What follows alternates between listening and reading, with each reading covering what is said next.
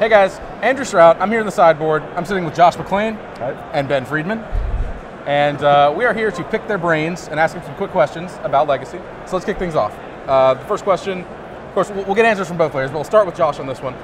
What deck are you playing this weekend, and why did you choose to play it? I'm playing a blue-white-red Delver deck. Okay. It's closer to the blue-red Delver decks than it is to the old like blue-red Stoneforge decks. Sure. But it basically is the blue-red deck, but it's playing just adding Stoneforge Mystic and Swords to Plowshares. Okay. So still like young Pyromancers, only 16 lands, no Gotcha. wastelands, so still like very low on the curve. Okay. All right. Ben, what are you battling with? So I'm playing a pretty similar deck to Josh. I'm also playing an American-themed deck. I prefer America to Jeskai because I don't know what country Jeskai is from, and I'm a bit leery of foreign things, so like Canadians. And so, you know, I'm playing this mid-range blue-white-red deck, but it's a BBD specialty, so you should probably look out for that. We have no Delvers because I think Delver is secretly a bad card. It always dies, and it leads you to make lines that don't actually win, but you think that you're going to win, and then it like tricks you. So we're just playing Stoneforge Pyromancer and True Name Nemesis, along with the full boat of cantrips, treasure cruises. See what I did there with the cruises in the boat? Yeah. Sure. And that's basically what's going on here. All right, cool. Ben, how have you adjusted for a treasure cruise metagame?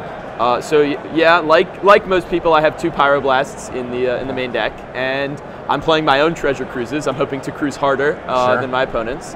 Josh and I played some practice games, and he resolved 1 treasure cruise, and I resolved 4, and I won very easily. I did not win that game. Yeah. All right. So that's basically what I'm doing to cruise better than other people. How about you, Josh?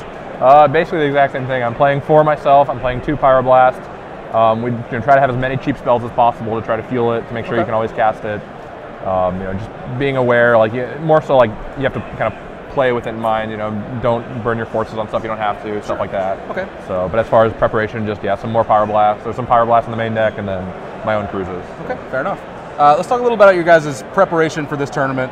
You guys have played in a lot of Grand Prix, but this is one of the bigger Grand Prix. This is probably the third biggest. We don't know a final number yet, but how does a like 4,000-ish player field, how does that affect your preparation at all, or does it at all? I don't think it really affects my preparation. It definitely affects like my mindset about the tournament. Like I'm really looking to go like basically like a successful Grand Prix I would consider would be getting 3 pro points. And so like in this tournament, I think like going X3 is a lot easier than other tournaments because there's so many people. Okay. Just a lot of people don't play Legacy, and just like it's such a big field, so you'll play against the better players less often, I guess. All right. So like my outlook on the tournament, like going X3, I think like whereas winning the tournament's way harder. There's a million people, like top 8 is so hard, but going X3 just to get those 3 pro points is a lot easier, I think. Okay. So I'm more willing to go to a tournament that's going to be really big than say a small tournament that's a lot harder. Okay, fair enough. Ben, what are your thoughts? I don't know what Josh is saying about it. Hard to top 8 a 4,000 player GP. We both top 8'd the last one. We did both top 8 that last one. So I think we'll probably just easily run it back, right? Like, but in reality, the thing is, the 4,000 player tournaments are you're not going to play against 4 high-level pros on day 2. You're going to play against probably someone who just happened to hit good variance on day 1, and you're probably going to beat them because you're better than they are. So as opposed to in like a smaller Grand Prix where down the stretch of day 2 you could play against hundreds of lifetime pro points worth of players at these giant GPs, you might play against someone who it's their very first Grand Prix playing for top 8, and it's very reasonable to think that. So what that means is, especially considering this is Legacy, you want to be prepared for as wide open a field as possible. People were talking about metagaming really hard for the Delver decks. Like, ooh, if we can just play a bunch of Rest in Pieces, then we can beat their treasure cruises, and if we can just play Leyline of the Void and a Tezzeret Shell, maybe that's going to be it. But my opinion is, you're more likely to play against a random Dredge or Mono Brown deck or like Merfolk or Goblins than you are to play against Delver 6 times in a row. So why would you bother just trying to only metagame for one deck when it's such a wide open field? There's so many people. Just play what you know, and we're obviously doing just that. We're playing the decks that all the grinders always battle with at these Legacy Opens. Fair enough. The next question is for you, Ben. It's kind of funny given what you said earlier about Delver Secrets. But the question is, what do you think the best Delver deck is in Legacy right now?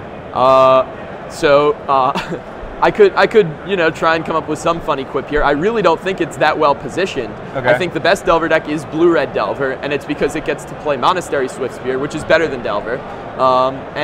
The thing is that so against the combo deck, you lead off with a Delver, and now you maybe don't have your blue card to pitch to force in addition to holding your days up. So then they just fight through you and combo and kill you. So it's just things like that force you to be proactive when I would rather be reactive in a lot of these situations. I don't love, but obviously the best Delver deck is the best deck, which is Blue-Red Delver, is the level 1, just awesome deck, smooth as butter. Everything is very aggressively slanted. I think that's the best level 1 Delver deck, but obviously, Josh thinks differently. Sure. So yeah, I played Blue-Red Delver for a little bit preparing for this tournament. I don't play much Legacy. Like, this is maybe my 3rd Legacy tournament ever. Okay. So like I'm pretty low on the games played there. But so I played a little bit of Blue-Red Delver and I liked it, and then I played a little bit with this Blue-Red Delver against Blue-Red Delver, and I like the way that matchup played out. So like you may be a little worse. Like the Blue-Red Delver deck, I think against other decks that are not Blue-Red Delver is probably a little better. Yeah. But I don't think it's significant enough to make up for in that matchup. The Blue-Red Delver against Blue-Red Delver, I think, is better enough for Blue-Red Delver that it makes it worth it. So just in a vacuum, Blue-Red Delver is probably the best Delver deck, but sure. I think for this field, and I know, like Ben was saying, you don't want to metagame too much, so and maybe that's kind of what we're doing, so maybe that's bad, but I like the Blue-Red Delver deck just for the small edge it has in against the other Delver. It's not like Blue-Red Delver is like a very precise tool. It's still a pretty it's still a Delver deck with you're still playing bolts, forces, dazes, all that stuff. So it is very similar to the Blue-Red Delver deck. All right, fair enough. So probably the big story in Legacy right now, of course, are the blue decks. The Delvers, the Treasure Cruise running rampant. What do you think is the best non-blue Legacy deck? The best non-blue deck, like I said, I don't play much Legacy, but from like the little bit I have played in the past, I've always really enjoyed Elves. Okay. I think that deck is great. It's if you know how to play it very well, it's very powerful. All right. That being said, I haven't played it since Treasure Cruise has been printed, but I still think it's not. I don't think it's that bad. If I wasn't going to play blue, I would probably certainly play that. So. All right. What do you think? I wanted to say the best non-blue deck is staying home from the tournament, but I think that if I were unable to play a blue deck, so let's say I locked myself into not casting Brainstorm for a Legacy GP, I would play Dredge. And the reason is, I don't want to play the Treasure Cruise game. If I can't play the Treasure Cruise game, I want to play a different game that's not Magic the Gathering. Yeah, we're not going to play Magic cards. We're going to play Dredge, and I think Dredge is the kind of deck that people are running a lot of their own cruises, so they may skimp on cards like Rest in Peace. Sure.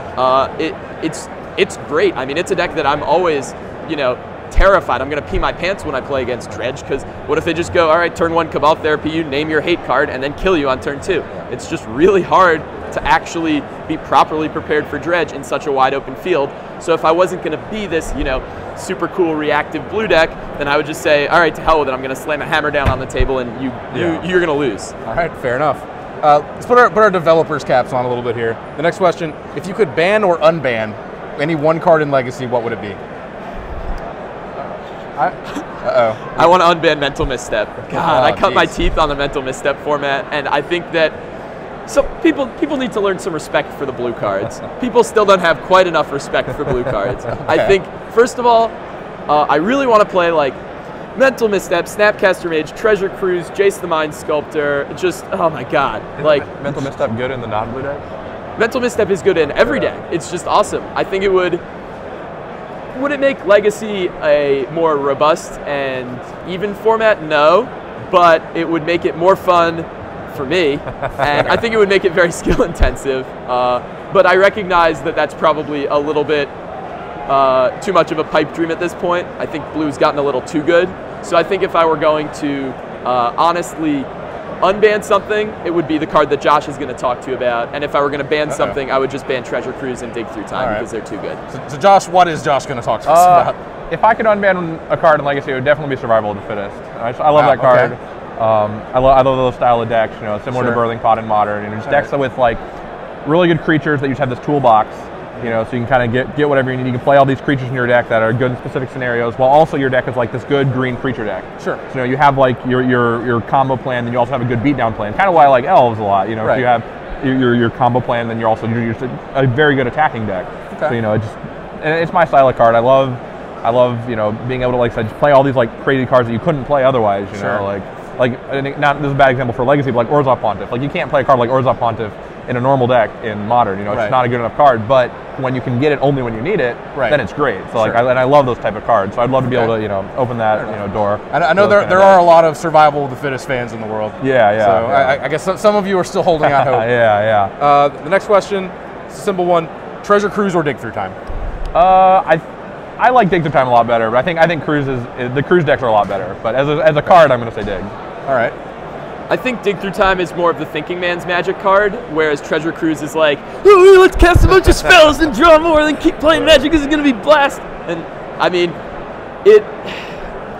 Dig Through Time is like so awesome, and I love playing with it. But the sad reality of the situation is, because Legacy is so saturated with these cheap blue cantrips, Treasure Cruise is a little bit better, because the shells that it fits in are just like so good and so hard to beat, even with a Dig Through Time shell.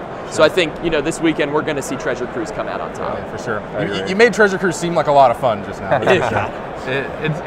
It's quite nice. Yeah, it's some fun. All right, we're going to wrap things up with the lightning round. We're going to do a little bit of word association. All right. So I'm going to say a word, and I need you guys to both just say the first thing that pops in your head at the same time. All right. All right. So the first word is Legacy. Treasure Brainstorm. Cruise. Okay. Is Brainstorm in the sequel to Brainstorm there? That works. All right. Dredge. Golgari Grave Troll. That was awesome. All right. Fetch. Land. Polluted Delta. I don't know. Okay. Terminus. Miracles. Stupid. Trophy. Grand Prix. Husband. Jersey. Yeah. Very bad state. Snooki. Wow. It's cold-blooded. All right. Brainstorm. Legacy. I'm in love. Yeah. Okay. All right. I don't cast it that much, so. All right. Unfortunately. And the last one, Josh McClain. Handsome. All right. Myself. I don't have a good answer for that one. Right, fair enough. All right. The first thing that came to Josh McClain's mind at Josh McClain. Right. We don't get to do one about Friedman? No. We don't have enough time for Ben Friedman. All right. Josh, Ben, thanks for joining me, guys. Thank you. Thank you. Appreciate it. Stick around. We've got plenty more coverage coming of Grand Prix New Jersey.